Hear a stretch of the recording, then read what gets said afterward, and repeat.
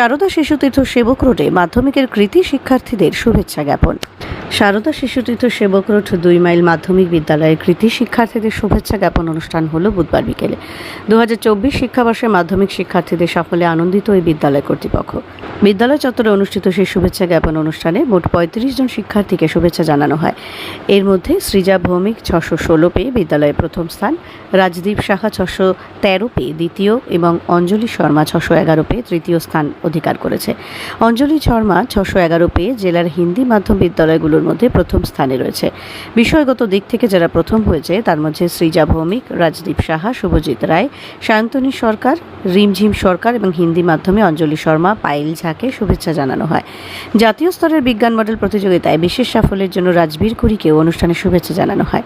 অনুষ্ঠানে বিদ্যালয় পরিচালন সমিতির সভাপতি গৌতম বিশ্বাস, সম্পাদক পবন কুমার নাকিপুরিয়া সহ সম্পাদক বিপিন সিংহাল, সদস্য বিদ্যাপতি আগরওয়ালা, জগদীশচন্দ্র বিদ্যাপীঠের অবসরপ্রাপ্ত প্রধান শিক্ষক আশিস পাল, অবসরপ্রাপ্ত শিক্ষক ফাল্গুনী চক্রবর্তী, সাধারণ সদস্য কৈলাস সিংহাল, মনোরঞ্জন ঘোষ, সদস্য আইনজীবী Biplab Sengupta, deputy solicitor general Sudipta Majumdar, প্রধানাচার্য নির্ভয়কান্তি ঘোষ ছাড়াও শিক্ষার্থী এবং অভিভাবকেরা উপস্থিত ছিলেন।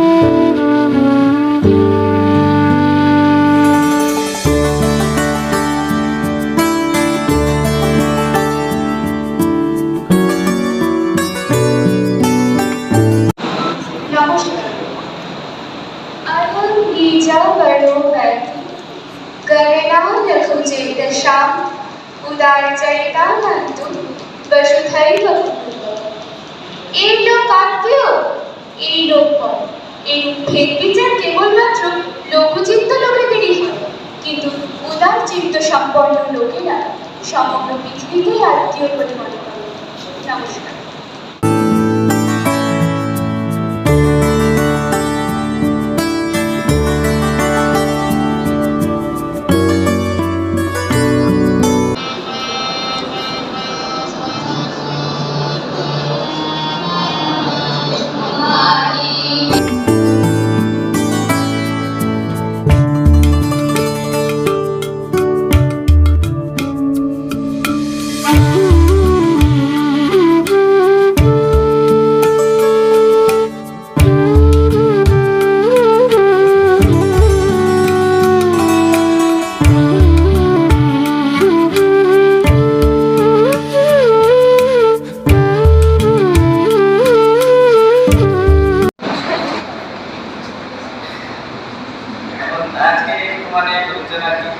মোটামুটি দাদা দিদিরা সবাইকে দেখতে পাচ্ছি, ভালো লাগছে।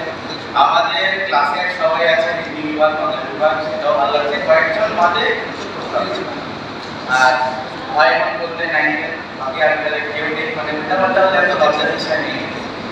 তো এমনি তো আমাকে আগে কিছু বলেনি, এখন হঠাৎ করে বলতে তাই বলছি। প্রথমে তো মানে এমনি শুনলাম, অনেকদের কথাবার্তা শুনলাম, শুনে দেখলাম মানে একটু কান্না কান্না ফার্স্টে ইমোশনাল লাগে, তারপরে আবার মজা লাগে, তারপরে মজার ছেলে বললো, কৃষ্ণা মজার ছেলে বললো, ভালো লাগলো। আর আমি কি বলবো, আমাদের ক্লাসের মধ্যে যে জিনিসগুলো আমি মিস করবো সেগুলো হচ্ছে প্রথমত আমাদের যে বন্ধু বান্ধব তারা, আমি হয়তো কখনো কখনো ঝগড়া করেছি, কিন্তু আমার বলতে গেলে বর্তমানে দাঁড়িয়ে তাদের সাথে কোনো রকম কোনো ঝগড়া নেই, এটা আমি বলতে পারি। আচার্য এবং আচার্যা, পরিচালন সমিতির পদাধিকারীগণ, সদস্যবৃন্দ, অভিভাবক অভিভাবিকাবৃন্দ এবং উপস্থিত অন্যান্য অতিথিবৃন্দ, সবার উপরে আমার প্রিয় ছাত্রছাত্রী, প্রথমে তোমরা এবছর মাধ্যমিক উত্তীর্ণ হয়েছ, তোমাদেরকে ধন্যবাদ জানাই। ধন্যবাদ জানাই সকলকে যারা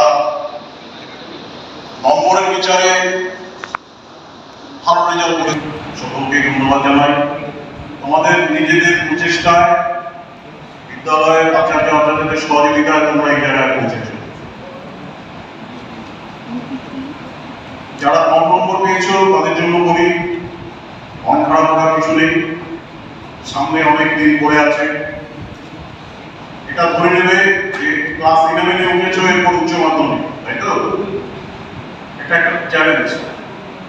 নম্বর ধরে রাখা আর নম্বর বাড়ানো। এরপরে 2 বছর পর উচ্চ মাধ্যমিক আছে, তা দিয়ে কিন্তু জীবন পথ তৈরি হবে, তুমি কোন পথে যাবে। প্রথমে ভাবতে হবে যে তুমি কোন বিষয়টা ভালোবাসো, ভালো লাগে কোন বিষয়টা। ম্যাথমেটিক্স, ফিজিক্স, ইতিমধ্যে সবাই ভর্তি হয়ে গেছে, কিন্তু তবুও তোমার কিন্তু ভাবতে হবে যে কোন সাবজেক্ট আমার বেশি ভালো লাগে। সেই ভালো লাগার বিষয়টাকে কিন্তু বেশি করে পড়তে হবে। দুনিয়ায় সকল ব্যক্তি যারা আছে তাদের পথ কিন্তু জীবন পথ কিন্তু হয়ে পড়ে। তোমরা দেখবে শ্রীনিবাস রামানুজন, তোমরা জানো, অনেকেই জানো, শ্রীনিবাস রামানুজন প্রথাগত শিক্ষা প্রায় ছিলই না। মাধ্যমিক পাস করার পরে, সেকেন্ডারি পরে যখন বিয়ে পরীক্ষা দেয় প্রথমবার, নমস্কার। আমাদের গেছে যে দিন একেবারে কি গেছে, কিছুই নেই বাকি।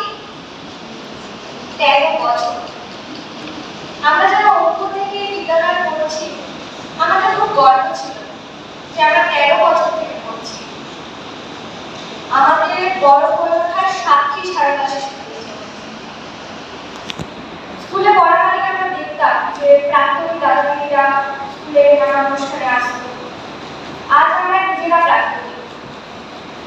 কারণ আমি বলছিলাম, আমি প্রাউড এক্স অফ সারদা শিশুতে উৎসাহতা বলেছিলেন যে এখন সারদায় আছিস তো, বুঝতে পারছিস না, একবার এখান থেকে বেরো, বুঝবি কোথায় ছিল। সাম্প্রতিককালে কিছু অভিজ্ঞতার ফলে আমি বলতে পারি, সত্যি কোথায় ছিলাম। বুদ্ধিমান নই, আমরা বলতে বিশ্বাস করবো না, এটা ওনারই কথা। আমি আসলে খুব বেশি বুদ্ধিমান নই, আমি শুধু সমস্যার পেছনে অন্যদের চেয়ে বেশি সময় দিই। আমি আসলে খুব বেশি বুদ্ধিমান নই, আমি শুধু সমস্যার পেছনে অন্যদের চেয়ে বেশি সময় দিই। যে সময়টা আজকে আমাদের কাছে রয়েছে, আগামীতে সেই সময়টা আমাদের হাতে থাকবে না। আইনস্টাইন এই কথাটি বুঝতে পেরেছেন এবং সেই মতো নিজের সময়কে ব্যবহার করেছেন। বলার উদ্দেশ্য, আমি শুরুতেই বলেছিলাম যে শিক্ষার্থী জীবনে মূলত 3টি পারি। নিজেদেরকে বিচলিত করবে সেই নক্ষত্রগুলোকে প্রণাম জানাই। আর মাতৃমণ্ডলীকে বাকি প্রণাম জানিয়েছি, সতীর্থদের আমার ভালোবাসা, শুভেচ্ছা। আজকে এই শুভ অনুষ্ঠানে আমি দুটো কথা এর আগেও বলেছিলাম, সেই দুটো কথাকেই সৎ আচরণ, সৎ ইচ্ছা। আমাদের আচরণ যেন সৎ থাকে, আমাদের ইচ্ছা যেন সৎ থাকে, তাহলে আমরা পারবো, আমরা পারবো, আমরা পারবো। আসুক সকলে আমরা এই বিশ্বাস নিয়ে এগিয়ে চলি। সবাইকে আবার आचार्य आचार्य मेरे सभी भाई बहनों को मेरा सादर नमस्कार।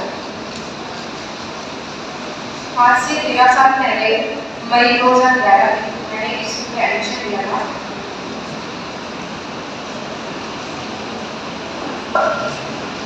ये जो 13 साल मैंने अपने जीवन में स्कूल में जो बिताए हैं, ये मेरे जीवन के सुनहरे साल कहे जा सकते हैं। और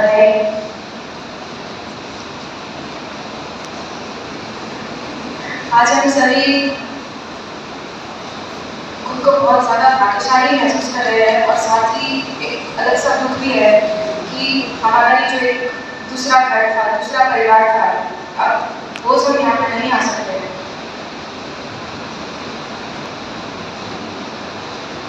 हमारे जो आचार्य हैं ये इस तरह हमारे परिवार के बड़े बुजुर्ग होते हैं, हमेशा चाहते हैं कि हम अपने जीवन में अच्छा करें, सफलता प्राप्त करें। उसी तरह से हमारे सभी आचार्य इन सभी ने हमेशा हमारा मार्गदर्शन किया है और हमेशा चाहा है कि हम अपने जीवन में उन्नति प्राप्त करें।